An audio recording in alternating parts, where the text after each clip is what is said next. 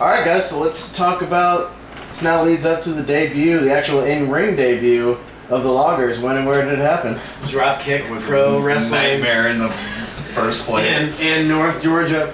Actually, was that Macon? Macon, in the car lot. Macon in the car lot, a used car lot, for Dropkick Pro Wrestling, which I totally loved everything I did for Dropkick Pro Wrestling. The downfall of this whole thing was that, like, we had been, like, we did the Loggers Know How to Party promo, and we had, to ourselves, we had hyped this thing up for probably 4 to 6 months before we got this booking. Yeah. And for us, we were emotionally invested into this gimmick to where when we got to the show, we had never wrestled the gimmick before, Yeah. we had never done the gimmick before. We were technically nobodies as far as this tag team goes, and we get to the building and the promoter's like, I got you guys in singles matches tonight, and we didn't bring singles gimmick. All we brought was our tag team stuff. So he was like, oh yeah, by the way, I need you to be a baby, I need you to be a heel. Oops. And we were just like, you know what, fuck that, we're gonna do it, and we're still gonna do the Loggers. I'm still gonna walk out with him, he's gonna walk out with me, and we're gonna do whatever we have to do, which is kind of funny because we had Hooters girls that night too. Yeah, it was awesome and terrible all at the same time. And you know, the only thing that I can think about that night is I wrestled Vordell Walker, and Vordell Walker could not wrestle me at all because apparently I smell like mothballs. Because which is always the case. I had bought my gear from the thrift store probably a week before I wrestled in it. That's the beautiful thing too about the Loggers, man. It's such a cheap gimmick too. Man. You go to the thrift store. I mean, describe, like, it's a good way to describe the attire for those who haven't seen it, you know, or maybe are not as familiar. Watching this right now that says that someone cannot make it in street shoes, street clothes, and t-shirts is out of their fucking mind, because look at the biggest draw in the business in the last couple of years. Fucking John Cena. He wears fucking tennis shoes, denim shorts, and a basketball jersey. Fuck you. Yeah. Like, a gimmick is a fucking gimmick. You don't wear wrestling boots and wrist tape and all this stuff when you're supposed to be a logger. You know, a logger, you wear shitty pants, you wear a shitty shirt, you wear a Back to the Future vest, you wear a sock hat, you know, like, you go out with a chainsaw and a lunchbox, you know what I mean? Like, that is how you get the gimmick over. Yeah, it's funny too, because like that would be probably the biggest resistance that we've always gotten over the gimmick is the fact that, you know, we wear street clothes and whatnot, you know what I mean? But like, you know, like what lumberjack do you know is going to be out in the middle of the woods cutting down trees in spandex pants, dude? Like, come on, man. You know, like, I understand it's pro wrestling, but it's also pro wrestling in the 21st century, man. You got to let go of that ancient, you know, thought process. No offense, but you can buy trace pads at Sports Authority, and you know how you know, like, you know, universal and unique is that when you can pick up stuff at a sports store that everybody can shop at, you know? Yeah. Like, why do you need four-way? Well, just because you don't have tights with your name on the ass of them. Yeah, exactly. I got a whole closet of them. Yeah, you know? right. They never did a fucking thing for me. Yeah, you know, and like to sit there and to argue the fact that, well, you know, I understand that you guys have this gimmick, but you know, where's the wrestling part of it? Yeah, like, and it's just like that's people seeing it so like shallow.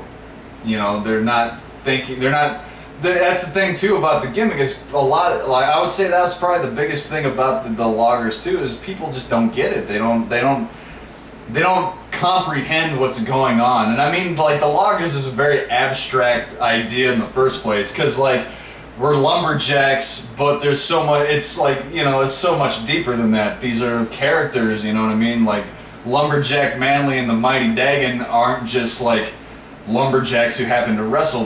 They're you know, woodsmen from Ketchikan, Alaska, who wrestle, you know, when they're not working 23 hours at the mill, you know what I mean? Like, it goes on and on and on. It's just so deep with that, and like, it sucks because so many people, like, we could go so far with it if people would be willing to at least like put forth the investment into it, you know what I mean? Put forth the effort into like trying to understand what's going on. But so many people in this day and age, it's so like, it's so much smash TV. Where is like, you know, where is it now? Where's the big pop off in the here and now? And like with the loggers, it's like you could build story around it. You know, like a Santino Marella. You know, like it's such like an abstract thing where like it's so off the wall that you can't really understand what's going on. But that doesn't matter because people are entertained by it. People are having a good time when we go out with the chainsaw and the ho ho ho and hey, how you doing, everybody? You know, like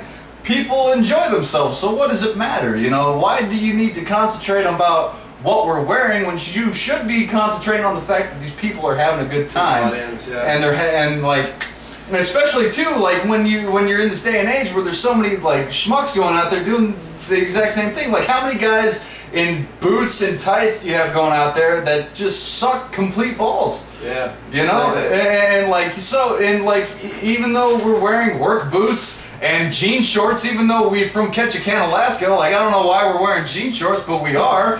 And like it doesn't matter because like denims. Yeah, the denims. You know, like that's the thing too. It's just like I was saying before, the evolution of the gimmick is like it was, you know, it started out as a snowball and it rolled down the hill, and now it's just like it's so far beyond my own understanding and my own control because it grew a life of its own, and now I'm just trying to like keep up with what has become of it. You know what I mean? Like now people see the loggers and they're just like, oh man, you know what is going on, and I'm just like, man, I couldn't tell you, dude. I don't have a clue. I'm just going with it. Sucks. You know? It sucks though too with the gimmick to be so over, and at the same time like not really getting, you know, like the bookings and stuff that you would like want to get out of it, because like every time we work a show, every motherfucker in the back, we'll walk in the back and they're doing the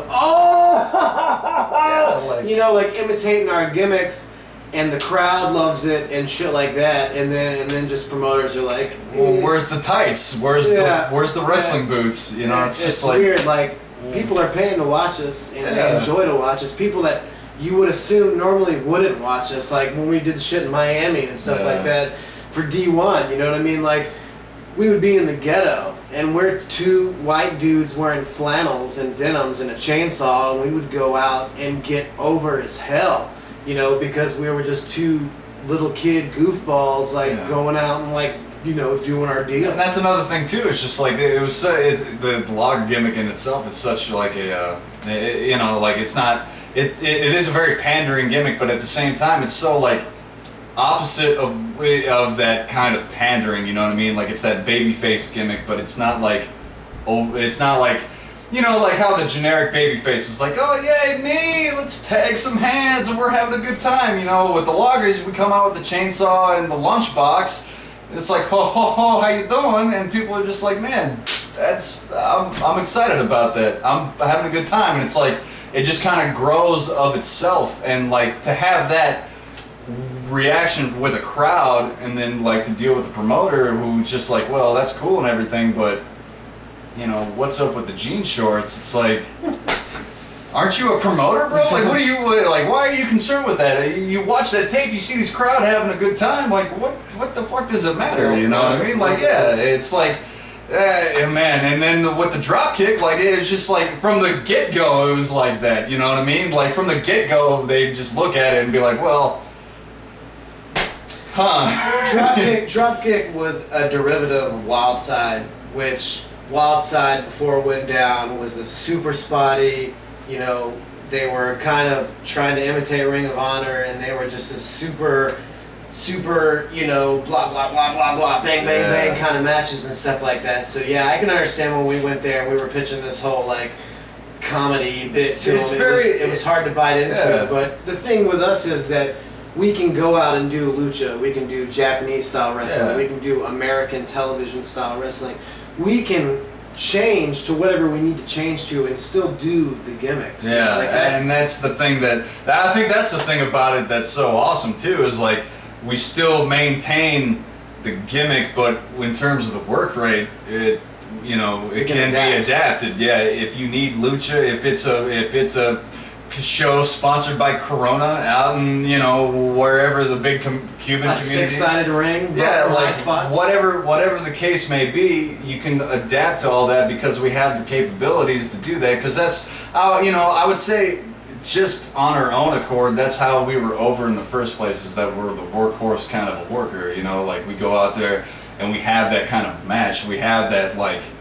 You know, that style where it's like, you know, that smash mouth and the you know, cool spots and, you know, things like that. And then to put this like over the top gimmick on top of that kind of a work, right? It's just like, if you were a promoter, why wouldn't you jump all over that? Why wouldn't you have like that? And then in terms of like we say before, like they're characters too, you know what I mean? So have a vignette, you know, and like it's always squandered. It's always somebody telling us to cut a promo, but giving us nothing to cut the promo on. So it's the same shtick all the time, you know what I mean? It's always like, hey, how you doing? You know, we came from the battle. One of the things that burns me too is that people will be like, oh, I've seen your vignettes and you guys are just a comedy show and shit like that. And it's like, dude, what's going on television? Yeah. Like, if you can't talk on camera, you can't make it on television. Yeah. So, like, what's wrong with someone spending a little time learning how to cut a promo, you know, getting over with a promo, with a character? Like, that's the goal of the business, you know? Like, it doesn't mean that's all your work rate, you know what I mean? Someone that knocks us automatically from watching one of our vignettes is not interested in wrestling. They're interested in, you know, like they want to see like a 2-minute clip of somebody and be like, whoa, that's the next big motherfucker right there, and be like, anybody can be edited together with wrestling moves and look good. Yeah. Like, that doesn't mean anything. Like, being able to do spots and cut a promo and sell the gimmick the whole time. Yeah, that kind of like, supposed to mean something. Yeah, and it's frustrating too because I think over the course of time, like. I'd have to throw it out there and say that in terms of at least Florida wrestling, you know, like we are definitely like the underrated, we are definitely the underdog because like, you know, you have all these guys, you have like the Heartbreak Express and you have, you know, Dark City and Dark City's relatively new in the sense of all that, but at the time, you know, like even when the loggers started, like that was pretty much the catalyst for the loggers in the first place. Is there were no tag teams out here. There was none of that going on. So the fact that we shared this chemistry and we were able to present it in that way, and like it started off with a bang in terms of when we finally got out into like a little bit of the waters with it, but people saw it too much as a flash in the pan type of a deal where they didn't want to put the investment in long-term idea with it, you know. The problem with that was our first 2 years that we wrestled, we almost only wrestled the Heartbreak Express every month. And like those dudes are awesome as hell. Yeah, and that was the thing too about the Heartbreak Express is that at least I felt like if anything the Heartbreak Express understood what was going on, you know, like they comprehend, and it's probably why they jumped all over it in the first place is they saw that goofy over the top caricature of what was going on, and like they're pretty over the top too, so like it was very like 80s cartoon wrestling, you know what I mean? I mean, I had a great time with the Heartbreak Express. But at the same time, it was one of those things, like you were saying earlier, where you could do the over-the-top popcorn, but turn it on match-wise. Yeah, well, that's, if you had to, but even with them. Yeah, exactly. Like we could go out there, we could give them popcorn 80s wrestling with the Heartbreak Express, and then we could go out there and we could have like the Spot Fest kind of a match with Jarrell Clark and Nui Lee, for instance, which we never had the opportunity to do, and I think that was very much a wasted opportunity because I think, you know, the Loggers versus Nui Lee and Jarrell Clark could have been hot shit, dude. Could have been awesome. I think that was the one of the like downers to it too, though, is that for 2 years basically all we wrestled was the Heartbreak Express, and you can only wrestle so many times, you know, 20, 30 times, you know, once, twice a month, more than that sometimes. And you can only have so many matches, you know, like you can only have so many matches with the same team, you know, you can try to change it up every time you want, but every 5 or 6 match, you're going to end up doing the same spots here and there, and after a while, it's not like you become stagnant, it's just that those two gimmicks, you've maxed out on. Well, not only that, it peaks. creates like a stereotype or a typecast. You know what I mean? Like, it's What just you like should do. we've been working the Heartbreak Express for 2 years, so everybody's impression of the loggers is that they can only go out there and do this popcorn wrestling. You know what I mean? Yeah. And like the opportunity to go out there, and like you go back and you watch matches like that we had with the Poppers and things like that. Like, we can go out there and give you exciting pro wrestling action. We can do standing backflips. Yeah, you know what I mean? Like, we can do those exciting, flashy matches, but we can also go out there and do 5 minutes of ho ho ho, hey, I'm gonna ride you like you're a pony. Old school. Yeah, and do a whole lot of nothing and still have the same effect, you know. And it's all like that. That's what I love about this team, is the fact that we could overcome and adapt to any of those situations because of the work rate that we have, you know.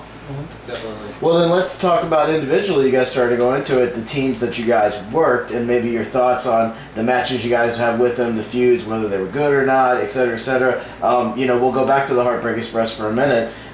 You said it was very long, but did you guys enjoy it for the most part? Oh yeah. Not long in a bad way, just long as it was just like There's only so much they You ran can out of do. gas. Well, even the lifeguards were a big thing at the time, but they were kind of like on the outs. Not really to say like they had been in that company for probably a year before we got there, so they were kind of like pulling back and letting the newer teams go in there and do stuff. But like, yeah, it's just like after you wrestle somebody so many times, it gets to a point to where you're just like, you need to do other stuff with other people. You know what I mean? Just because.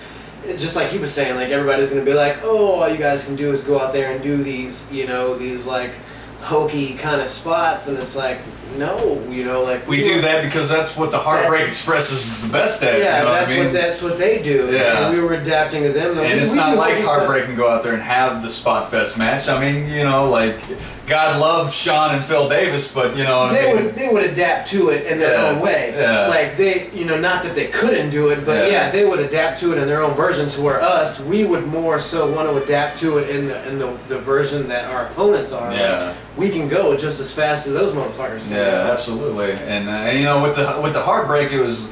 I mean, I think the Heartbreak was a good jump off for us though, because it really like emphasized that area of the gimmick that we wanted to get across. Well, Like, it was perfect. It was perfect because there were these two. Look at the Heartbreak. Their gimmick is they're these like flashy, like sexy, like kind of rock star kind of things, and they're the exact opposite of that spectrum. You know what I mean? Did it help that they were kind of already over in Florida in general, anyways, that people recognized them? Absolutely. I mean, I've done a lot of tag team wrestling up until I worked with Jack, but it was nothing that I really learned from, because it was always mixed match tag teams, people getting thrown together, and it's nothing you can really learn from. Yeah. To where when you wrestle with somebody who is a tag team wrestler, you can pick up so much more. It's a completely different psychology than singles wrestling, and wrestling with those guys, we were able to pick up on so much that they had learned from in their experience. So we definitely absorbed. Heartbreak Express is definitely a tag team. We absorbed what they have. Okay. And like I said, dude, like the Heartbreak Express was like the best jump off we could have with it, because again, like that There was area. nobody else that could have done it. Yeah, like that area of what we were trying to get across with the gimmick, nobody else could have like ran with it like they did, because that's very much their shtick too. You know what I mean? It's very like hokey '80s type of stuff, and like that's very much like These the avenue. girly, manly guys, and we're the exact opposite of the spectrum. You know what I mean? We were the gritty worksmen. It was just perfect. It was perfect. Yeah. And you guys mentioned a minute ago, how about the Poppers, which was kind of a Dagon Briggs incarnation. The Poppers was awesome. Yeah, the Poppers. It's very much the Harlem Globetrotters and the Washington Generals. I was thinking more of a Barry Horowitz. Well, I just did that's what I loved about Loggers and Poppers. It was very much Globetrotters and Generals were every single time it was pretty much the same thing, where we're like, the Loggers go out there, make Poppers show their ass, look a fool, but we could still go out there and give them the match. We could still go out there. It wasn't a job spot. Yeah, no, it wasn't like bullshit. You know what I mean? We could still go out there and give them like the hot fire match. You know what I mean? And Remy and Ash, they played their part perfect to the point to where they got that gimmick over on their own. You know what I mean? Like I think the Poppers is a hot gimmick, man. It's awesome. The thing with the Poppers though is that I started the Poppers. I ran a show for a little while called All Aggression Pro, and when I got into booking, promoting, whatever, I got to a point to where I needed people. I wanted to have people, jobbers, people that would lose, and it not quite be like me bringing somebody in and putting them under. I just didn't like that whole theory. Yeah, exactly. The Poppers' whole purpose was to lose. The Poppers' creation was to lose. That I brought in. It was Dallas Riley. And what was the guy from Gainesville? VA. VA, if you're watching this, we're sorry. I brought them in.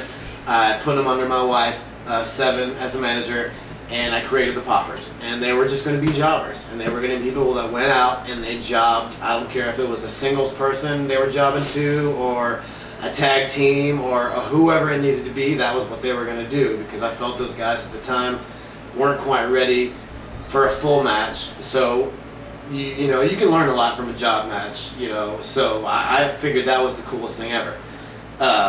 I always felt that in booking a show you need stuff like that, because it builds your nobody guys up to something, as opposed to just building everybody up the same way. And which was ironically funny, because the Poppers ended up being one of the more over heels. Well, that's the thing too. Because we invested time in it. Yeah, well, the Poppers had their own shtick too. Yeah, that was the thing too, especially in AAP. Is the Poppers, they had their own shtick. They had their gimmick. They had their purpose, other than to lose. They thought they were the shit. They were real hype into their own stuff, and the Axe spray and the whole nine, and and to bring those two together, you know what I mean? The logger, kind of like with the Heartbreaks, where it's two polar opposites, you know what I mean? The loggers are the workmen, and the Poppers are prissy club, bitches, you know what I mean? And it just, I thought the chemistry with it was, off the charts, No, they evolved into a really killer team. Yeah. And when Ash, what it ended up being was a group of 4 or 5 people. And Ash Christensen and Remy Marcel took over as the lead, and they just became this thing to where we did a couple of matches and we posted them on YouTube, and then other promoters like D1PW, one of their anniversary shows, we took the Poppers down there and we got to defend our titles against them, and that was probably one of our best matches, as far as being recorded in front of a crowd. All that stuff. And it was a total workhorse match. Oh, yeah, absolutely. Like a bang bang total workhorse and match. The promoter never even thanked the Poppers. No, yeah, and that's the thing too. It's when you get you see that image of that match and the work rate and all that jazz, and then you get to hear the backstory of everything, and you're just man, it's so that's such the entertainment business right there. You know what I mean? It's so unjustified. Savio Vega said that we had the best match of the night. Everybody said we had the best match of the night that night, because we did. The promoter didn't even thank those boys for going out and doing what they did. Yeah, totally just kind of wiped their feet on them like they were a rug or something. You know what I mean? Which is never were interested to bring them back. That's the thing that kills me about the business, is you bring in talent and then you don't even watch the match. Yeah. Just to squander it, you know what I mean? To think of what the Poppers could have given to D1PW, you know what I mean? And just to have it fall to the wayside, because it was never any intention of trying to do anything with them in the first place, you know what I mean? It's stupid. It's just absolutely asinine. Bonaduce and Keith Blonde, you know what I mean? Yeah, exactly. That's the thing too. It's you got things like that. Bonaduce, who was, the kid's fine and everything, but when you put them in comparisons to a legitimate team like the Poppers were, these guys love to party, you know what I mean? They had their gimmick, they had, exactly, their collar poppers, and it was awesome. I can't sit here and go on enough about how awesome it was. Who was Roderick Strong? And to take it, and that was the thing too, I go back to the Globetrotters and the Generals, because we were able to take that match just up and down the seaboard and just, give it to every town here, between here and there, you know what I mean? And it was still the exact same thing in terms of the reaction and the entertainment value with the crowd in every single place. Like there was never a point in time to where loggers versus poppers disappointed, I felt, you know. Axe spray versus chainsaw. Yeah, like it's just like, yeah, and you sit there and you wonder, well, how does that come to be? It's like, well, what does it matter? You know what I mean? Like, yeah, exactly. Like it's fake. You know what I mean? Right. Like, come on. All right, I'm going to move on to sort of an elephant in the room when it comes to the loggers, and we got to talk about the brief time where Jack Manley was not present for some logger matches, and you guys had to join up with the one David Mercury. Yeah. Can you give us, Jack, maybe just the background of where you went and where you were? I had to dip out for a minute, and I had some things on the back burner that I convinced myself was a good idea. And you know, it's at the time I knew that the potential of what it was going to most likely turn into was there, and you know, and I went out to Kentucky and to go peep out OVW, and it was, you know, my timing was impeccable because when I got out there and finally got around to trying to get a hold of Danny Davis, it fell to the wayside because OVW got dropped and they picked up Tampa as the developmental territory. Like literally, Georgia first. Like literally the day we went down to talk to Danny Davis was the day that John Laurinaitis was down there. Like we went down to OVW and what was the big British guy's name? The Ripper, the guy. What was his name, dude? I got nothing for you, man. Paul Burchill. Paul Burchill answers the door. He's the man. Paul Burchill answers the door, and we're like, hey man, we're here to see Danny Davis. He says, oh man, okay, well hang tight, we'll be right back. So we're sitting there and we're waiting. He comes back, he's like, yeah, you know, Danny Davis is in a meeting. And lo and behold, that meeting was with John Laurinaitis being informed that he was getting dropped as a developmental territory. It's like you can't write that any better than itself. So like, I'm out in Kentucky, and you know, it sucked too, because like that was when the loggers really started to pick up steam. You know, I mean, it was prior to what it really started to like really hit the pavement and roll hard, but it was still like within those kind of growing period of it. And you know, it was very much a bonehead move on my part, and to his credit, he saw the potential that it had. He didn't want to let it go. He wanted to keep it going. So, you know, what better to do than to do the age-old thing in pro wrestling, where is to just keep the gimmick going and plug somebody else in there. And you know, David Mercury just happened to be that guy. You know. I will say this. It got to the point to where we had, when he decided to leave, we probably had 3 months of dates, which might have been, you know, a max of 4 or 5 shows that we had already confirmed to.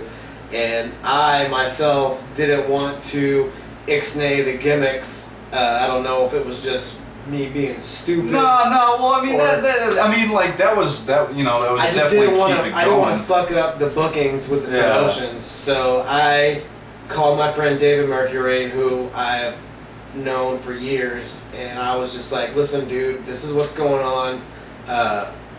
I've got some dates, because especially at the time, like, we were big feuding with Heartbreak and D1, and we had like a title match coming up, and it was like a no rules kind of thing, and we were hyped about the match, and I didn't want to screw up the booking, so I was just like, listen, come in, do some shots with me. I don't really know where it's gonna go, because we really didn't know what you were gonna do, if it was gonna stick or not. Yeah. And so like, I was just like, hey, come in, let's do this, and we'll see where it goes. And in the long run, the reality was, promoters were taking me aside, and they were like, hey, when's Jack gonna get back? Like, I love David Mercury to no end, you know what I mean? It's just one of those things where me and Jack kind of came up with the gimmick.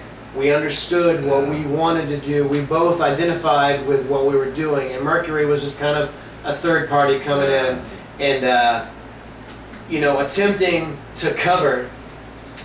You know, he was doing a cover song on what we were doing, and in the long run, when Jack came back, the promoters that we were working for, realistically, were like, hey, can we get Jack back? Yeah. It was nothing that I was like, hey, I'm bringing Jack back, because we had talked about doing three-way stuff if we had to. I mean, we were totally prepared to just like do it demolition style, you know what I mean, where it's just like the three of us. Because I mean, it's not like I had any like beef with Dave about doing any of it or anything, but at the same time, it's like, Dave came off too much to where he was, like he said, it was a cover song to our original shtick, and like. Yeah, it was just, if anything, it was making Dave look kind of bad, you know what I mean? Because it didn't come off as being like, original. It came off as Dave Mercury just kind of like imitating the gimmick rather than like selling it for real. And it's unfortunate, but, it's just how it works sometimes,